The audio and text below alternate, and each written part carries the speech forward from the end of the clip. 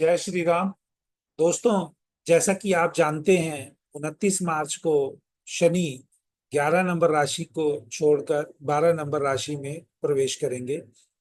और जब भी शनि 12 नंबर राशि में आते हैं तो कहीं ना कहीं, क्योंकि आध्यात्मिक चीजों का एक्टिवेशन होता है, या आप समझिए कोई 12th हाउस अगर काल पुरुष की कुंडली से करें तो वो गुरु का आश्रम भी कहला सकता है, क्योंकि 9वां भाव जो है वो गुरु का है।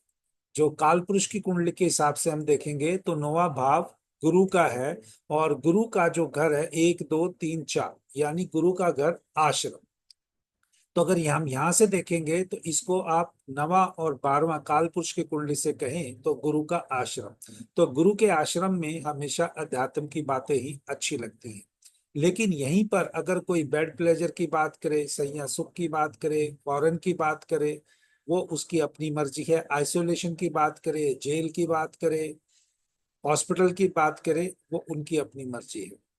अगर आप उन सब में इंटरेस्ट रखना चाहते हैं तो आप उन्हीं का चैनल पे जाके वीडियो देखें जो आनंद की बातें मिले। मैं यहाँ पर आपको सिर्फ अध्यात्म की बात कुछ बताऊंगा, आध्यात्मिक बातें बताऊंगा।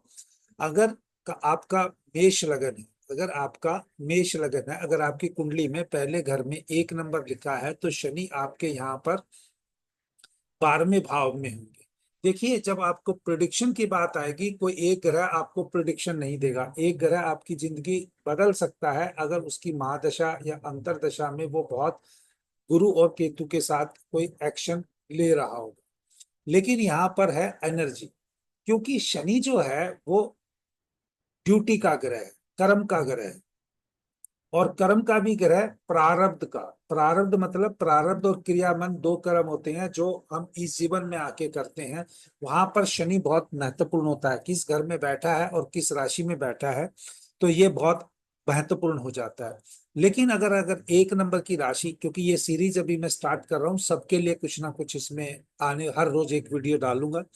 तो अगर किसी भी जातक का मेष लगन है, मेष लगन का, तो इसका मतलब उसका 29 मार्च से शनि जो है 29 मार्च 2025 से 3 जून 2027 तक 2.5 साल के लिए 12वें हाउस में रहेगा। और शनि के पास 12वें घर का एक तरह से कारक ग्रह भी है। तो वहां पर जो कारक ग्रह है कि आप दुख से बचना चाहते हैं तो आप मेडिटेशन से जुड़िए, गुरु के आश्रम से जुड़िए। गुरु के आश्रम से जुड़ने का मतलब है कि गुरु से संबंधित कोई एक्टिविटी में इन्वॉल्व रहिए, क्योंकि जुपिटर जो है वो 12 नंबर की साइन है। और 12 नंबर की साइन, क्योंकि वो गुरु का घर भी हो गया, एक बात। दूसरी बात जो यहाँ पर देखने को मिलती है, 12 नंबर की राशि जो है वो स्वयं के बारे में ज्यादा सोचने की नहीं है।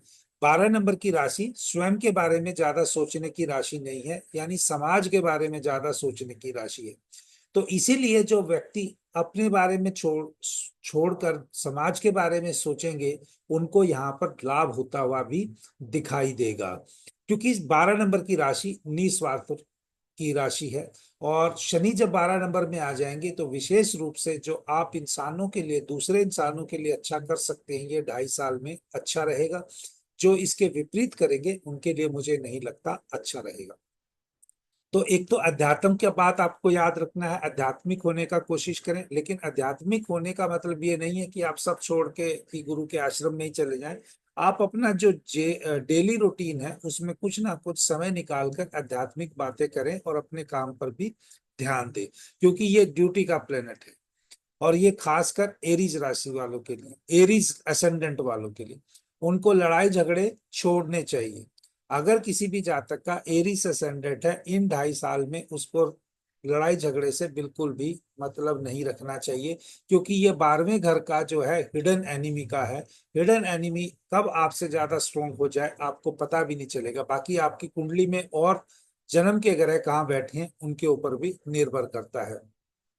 तो आध्यात्मिक बनने की कोशिश करें एरीज राशि वाले। स्थिरता और धैर्य के साथ दूसरों की मदद करने का ये 2.5 साल के लिए अपने जीवन में एक निर्धारित मात्रा में मिशन कह लीजिए, या एक निर्धारित मात्रा में एक टारगेट रखिए कि आपको मदद करना है। दूसरी ओर, क्योंकि 12वां घर जो है विदेश से लाभ प्राप्त करने का भी है, तो लाभ की और कैसे जाओगे, क्योंकि वो या तो मेडिटेशन है या विदेश है। तो आप विदेश में है तो विदेश से जो आप जुड़ के काम कर रहे हैं, तो हो सकता है आपको वहां लाभ मिल जाए, या आप मेडिटेशन कर रहे हैं तो भी आपको मिल जाए लाभ। तो दोनों ही केसेस में लक्ष्य प्राप्ति और आत्म विकास का समय शनि एरीज असेंडेंट वालों के लिए 12वीं राशि में 12th हाउस में जाके ये देता हुआ दिखाई दे रहा है। इसको आप विशेष रूप से ये देखिए कि शनि जो है वो 10 नंबर और 11 नंबर यानी मकर राशि और कुंभ राशि का स्वामी है। उन दोनों का स्वामी होकर वो विदेश में बैठ गया। तो आप धैर्यता और स्थिरता के साथ मेडिटेशन में, यानी आप ठंडे दिमाग से काम करेंगे तो अपनी ऑफिस में भी अच्छा परफॉर्म करेंगे। नहीं तो आपको आपके काम में कुछ ना कुछ गलत डिसीजन लेने की संभावना बनी रहेगी। इसी के साथ ही अगर आप देखेंगे, शनि आपकी तीसरी दृष्टि से आपके कुटुंब भाव को, धन भाव को, या आपके वाणी भाव को देख रहा है, और शनि जहां पर तीसरी दृष्टि देखता है तो वहां आपसे गलती कराने की संभावना हो जाती है। तो अगर आप आध्यात्मिक वे में नहीं है, आपके अंदर पेशेंस नहीं है, आपके अंदर स्टेबिलिटी नहीं है, तो अक्सर आप धन से संबंधित, फैमिली से संबंधित, या अपनी वाणी से संबंधित कोई गलत निर्णय ले सकते हैं। शनि की यहाँ से 7वीं दृष्टि सीधा छठे घर में जाएगी। जो हाउस है वो लोन का है, अ, आपके ओपन एनिमी का, हिडन एनिमी का तो 12th हाउस है, ये ओपन एनिमी का है, ये फाइट्स का है, ये लीगल इशू का है। तो यहाँ पर अगर शनि की दृष्टि आएगी तो ये भी हाउस एक्टिवेट होगा। अगर ये आप हाउस एक्टिवेट करोगे तो फिर आपको ज्यादा लड़ाई झगड़े, कोर्ट केसेस, इन सब की तरफ एनर्जी जाएगी। इसलिए मैंने आपको कहा कि आध्यात्मिक में रहे तो कम से कम ये शनि जहाँ का कारक है ये वहां बैठा है, गुरु के आशीर्वाद से आपका अच्छा टाइम बीत जाएगा। नहीं तो लड़ाई झगड़े होने की संभावना अवश्य रहेगी एरीज असेंडेंट के वालों के लिए। अब एरीज असेंडेंट वालों ने जितना ये पिछले 30 साल का साइकिल था, जितना भी इन्होंने दूसरों से लड़ाई किया है, झगड़ा किया है, इनको लगता होगा ये हर चीज में इनको विजय मिली है। अब उसका, क्योंकि वो 12 नंबर में राशि में आ गया है, उसका रिजल्ट आने का समय आ गया है। तो ये अलग अलग राशियों के हिसाब से हम देखेंगे कि 12 नंबर कहाँ पड़ेगी, तो उस हिसाब से वहां पे रिजल्ट मिलेगा। क्योंकि ये जितना भी दुश्मनों के साथ या इन्होंने दुश्मन बनाएंगे, उनके साथ अगर इनका कोई भी ऊंच नीच का संबंध रहा होगा तो वहां पर भी इनको रिजल्ट मिलेगा। तो वो रिजल्ट इनके लिए अगर अभी भी नहीं संभले तो गलत हो सकता है। इसलिए मैंने यहाँ कहने की कोशिश की।